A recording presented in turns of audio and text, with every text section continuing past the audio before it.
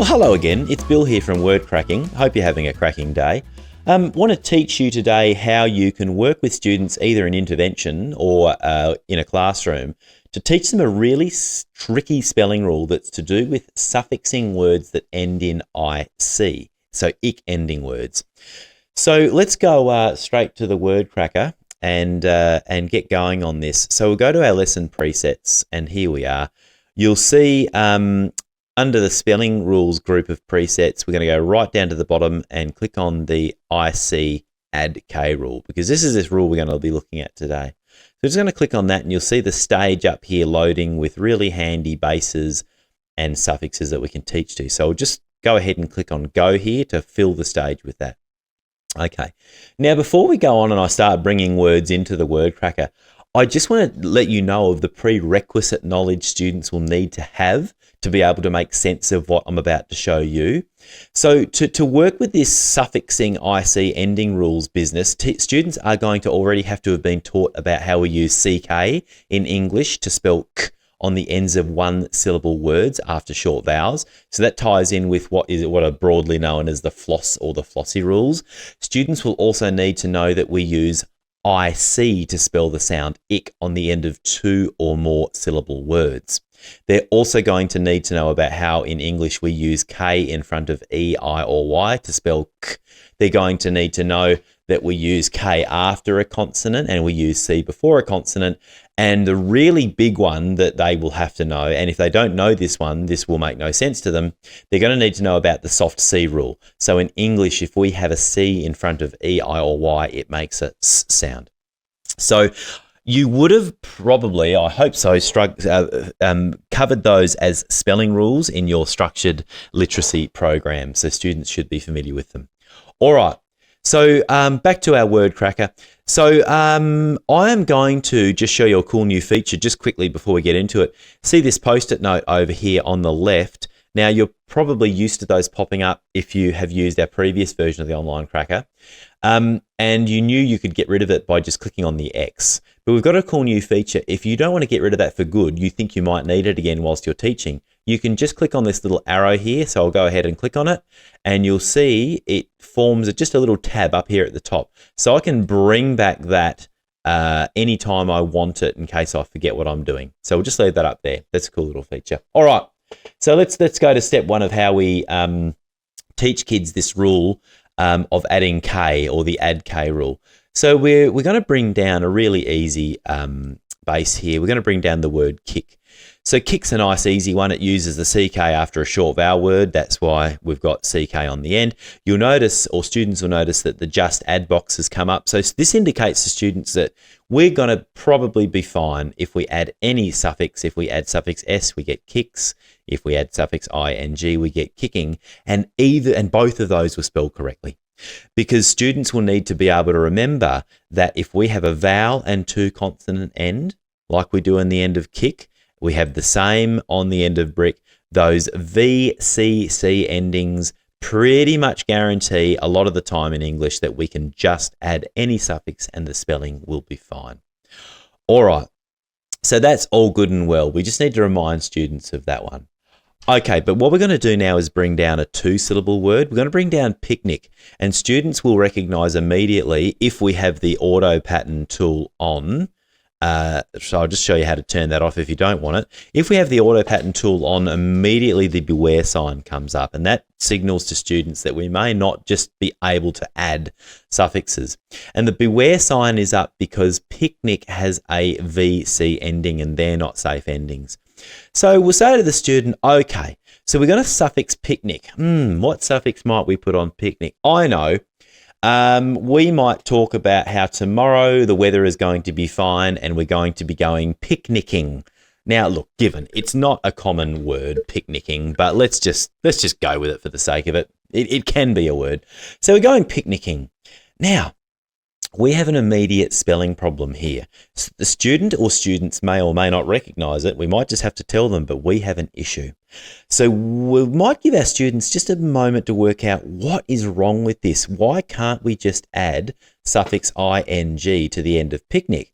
We can just add suffix s, that's all fine. Picnic becomes picnics, no problem. But when we're adding that vowel suffix ing, we got problems. Now, here's a way you might prompt your students to work this out. You might say, oh, do you know in English we can use K in front of E, I, or Y to make K, right? The students might go, oh, yeah, but that would be adding another letter. And we might go, well, yeah, we can. What about if we add a K here? And they go, why do we have to add a K? And we go, well, because if we don't add a K here, we got a problem. We got a C in front of an I.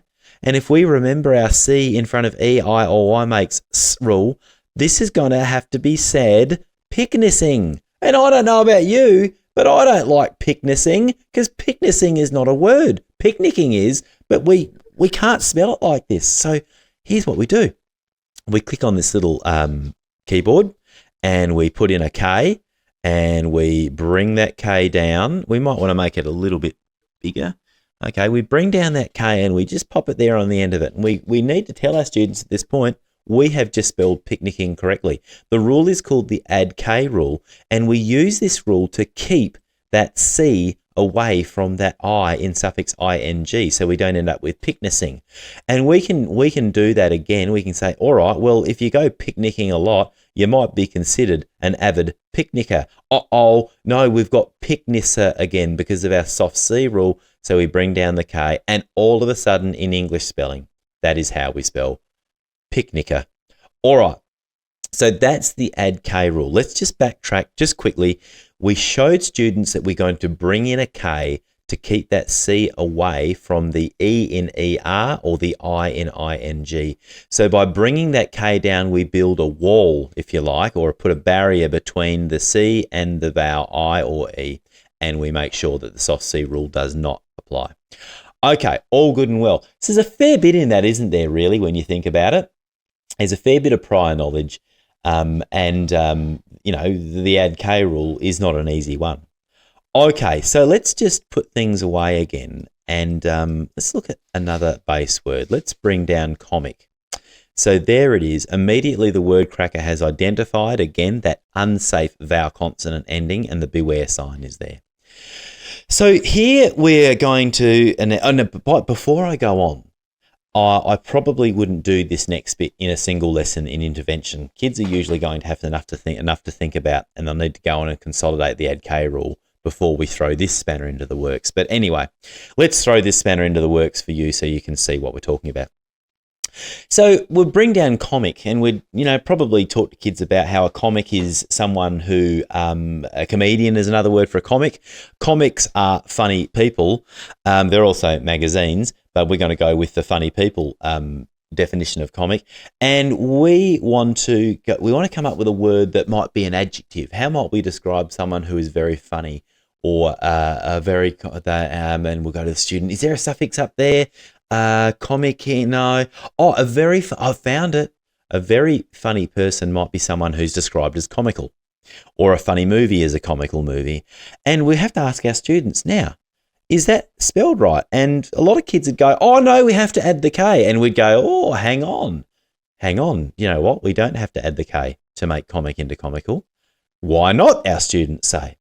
And we say to them, well, remember, the bringing of the K, or the adding K rule, was to fix that soft C problem where the C was making or switching over to S. But we'd say to the student, what's our soft C rule again? C in front of which vowels? I'd say, oh, C in front of E, I, or Y. Oh, hang on. Look at the A in the suffix AL. That is not an E, an I, or a Y. So we do not need that K to separate it, because that is going to be comical. Because it is not, that C is not in front of an E, I, or Y, it's in front of an A. So that's just a little tweak to make students sensitive to the fact that it's only vowel suffixes beginning with E, I, or Y that'll give us trouble. So which suffixes would we need to be adding a K for? We'd need to be doing it for ING, we'd need to be doing it for ED, and we'd need to be doing it for Y, because we don't want students being panicky about this rule. That was actually a really silly joke. Anyway, so that's a quick rundown on how you can teach this add K rule using the word cracker. I'm just going to bring over the word cracking website onto the page now. This is the blog I worked from. So if you want to just have a read of this or have a play yourself with the word cracker, this is the blog on IC endings and the add K rule. And I just pretty much took you through that blog, just animating on the screen as I went. Now, if we go to the bottom, there's a cool little game that you can consolidate this learning with your student or students with. It's the ICK game. They will need word cracker student whiteboards to play this game, but it's a real little ripper. Never forget the power of games to consolidate learning like we just did. So hope you've enjoyed watching that. Hope your day continues to be a cracking day. We'll see you another time soon, I'm sure. Thanks very much for watching.